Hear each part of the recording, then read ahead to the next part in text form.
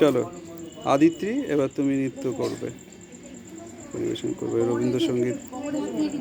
হ্যাঁ, প্রথম খুব সুন্দর করে করো, মন দিয়ে। হ্যাঁ,